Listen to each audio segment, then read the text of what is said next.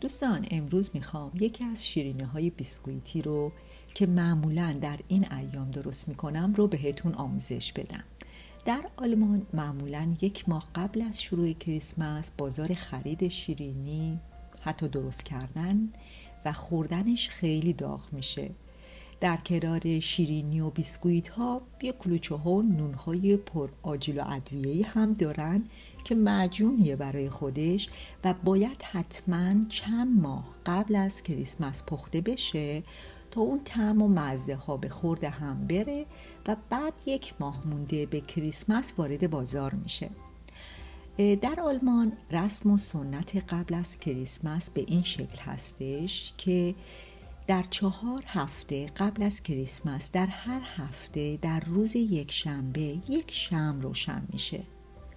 در واقع 4 شمع بزرگ رو در یک تاج گرد جایگذاری میکنن و در این 4 هفته در هر هفته در روز یکشنبه 1 شمع روشن میشه، فقط 1 شمع، و هفته بعد شمع دوم، به همین ترتیب تا هفته 4 شمع 4 و بعد هم که اومدن کریسمس هستش. بعضی اوقات هم 4 یکشنبه و روشن کردن 4 شمع مصادف میشه با کریسمس. در این یکشنبه ها معمولا غذاهای خاصی خورده میشه و در بعد از ظهر همون روز هم شیرینی، بیسکویت، کلوچه های آجیلی پر از عطر و ادویه در کنار چای، قهوه میل میشه. آموزش امروز بیسکویت بیسکاتی، یک نوع بیسکویت ایتالیایی هستش. این بیسکویت 2 بار پخته میشه، برای همین هم بافت خیلی ترد و طعم دلنشینی داره. معمولاً هم در کنار یه نوشیدنی داغ مثل قهوه، اسپرسو و چای سرو میشه.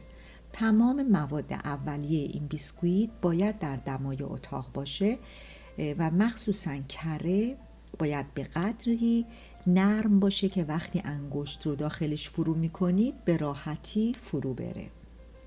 حتما هم نباید از دستگاه همزن استفاده کنید. میتونید با کمک همزن دستی هم تمام این کارها رو انجام بدید. ادویه های مهم این بیسکویت یکیش هل هستش که سعی کنید حتما از هل درسته استفاده کنید. بعد مثل من همونطور که در فیلم میبینید کمی هل ها رو در هونگ بکوبید. نمیخوایم کاملا پود بشه، هل باید شکل خودش رو حفظ کنه، فقط کمی از اون درشتی در بیاد. دومین ادویه استفاده از بادام تلخ هستش که میتونه مغز زردآلوی تلخ هم باشه. معمولا از 1 دونه بادام تلخ استفاده میشه، ولی چون خاصیت این مغزهای تلخ خیلی زیاده من از 3 تا 4 تا استفاده کردم. ادویه بعدی زعفرون هستش که باید غلیظ درست بشه. میتونید به جای آب از گلاب استفاده کنید که خیلی طعم خوبی میذاره روی بیسکویت. ادویه بعدی وانیل هستش، ولی اگر شما یکی از این ادویه ها رو دوست نداشتید یا اینکه در دسترس نداشتید میتونید حذفش کنید. سایز تخم مرغی که من استفاده کردم متوسط بود. در بافت یک خمیر، مخصوصا خمیرهای بیسکویت، خیلی مهمه سایز تخم مرغ بزرگ یا کوچیک نباشه. حالا من به اندازه گرمش هم براتون می نویسم، حتما به این نکته توجه داشته باشید. من از مخلوط مغز پسته و بادوم در این بیسکویت زعفرونی استفاده کردم. شما میتونید از هر نوع مغز آجیلی که دوست دارید در دسترس دارید استفاده کنید. مغز بادوم تلخ رو حتما رنده کنید. مغزهای آجیلی مثل پسته، بادوم، مغز گردو حتما باید خورد بشه، نه خیلی ریز، حداقل 2-3 قسمت خورد بشه، چون اگر کامل بمونه موقع خورد کردن یا برش دادن بیسکویت به مشکل برمیخورید. نکته بعدی اینه که هیچ وقت زمانی که آرد رو اضافه کردید فرقی نمیکنه. در کیک یا بیسکویت مدت زمان هم زدن باید خیلی کوتاه باشه. توجه به همین نکته باعث میشه که شما تردترین کیک و یا بیسکویت رو درست کنید.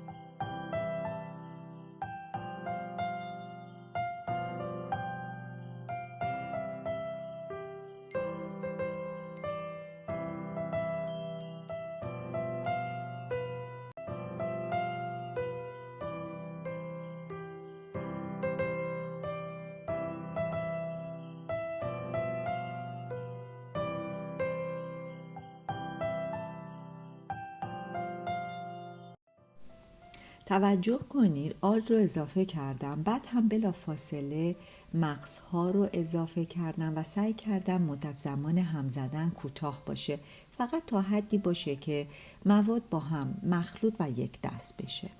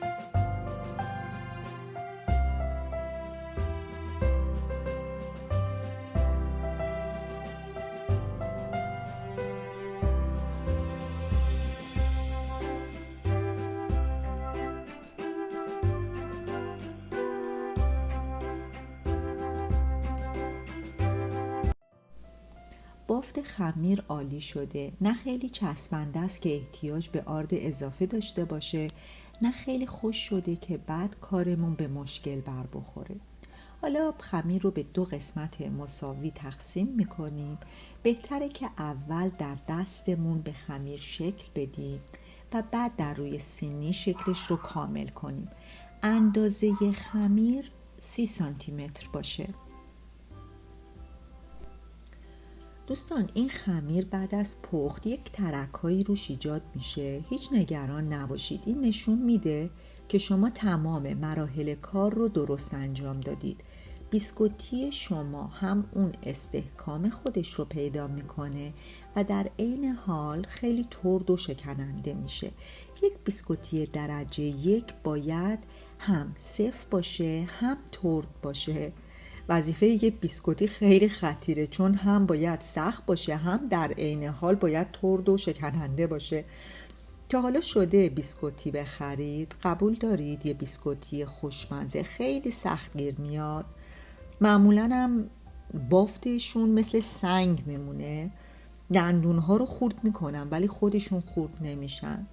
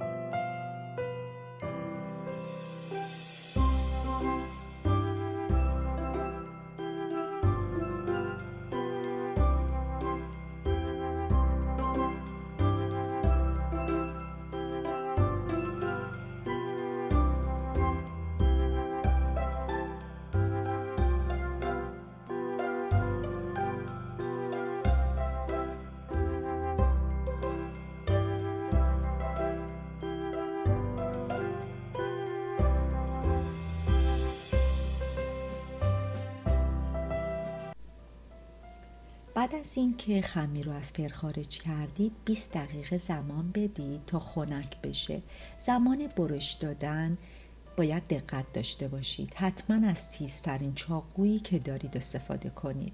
هر چقدر هم که این کار در نگاه اول ساده به نظر بیاد ولی میتونه مشکلاتی رو به وجود بیاره.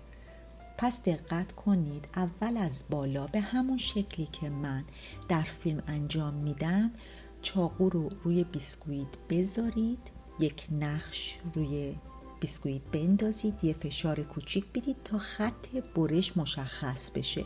بعد بدون مکث کردن یک راست برید پایین تا به آخر بیسکویت ها رو به همین شکل خورد کنید. شاید در اول یه مقدار براتون مشکل باشه چون بیسکویت ها از اطراف میتونن خورد بشن و با اون شکل بیسکویت رو خراب بکنه، ولی نگران نباشید. به هر حال در اوایل امکان داره این اتفاقها بیفته، برای من هم بوده، ولی بعدها دستتون روون میشه و چندین بار که درست کردین یاد میگیرید که چطوری باید عمل کنید. سینی که من برای خوش کردن بیسکویت ها استفاده کردم سوراخدار بود. شما میتونید از سینی معمولی فرک بدون سوراخ هست هم استفاده کنید.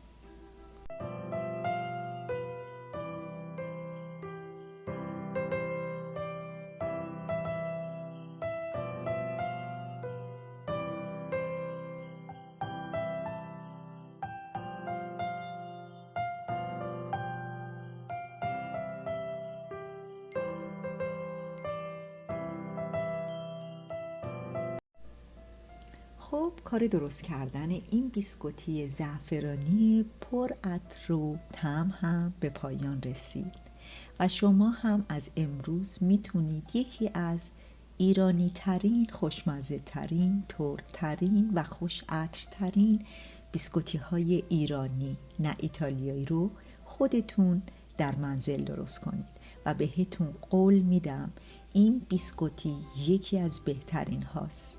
تا بعد دوستان.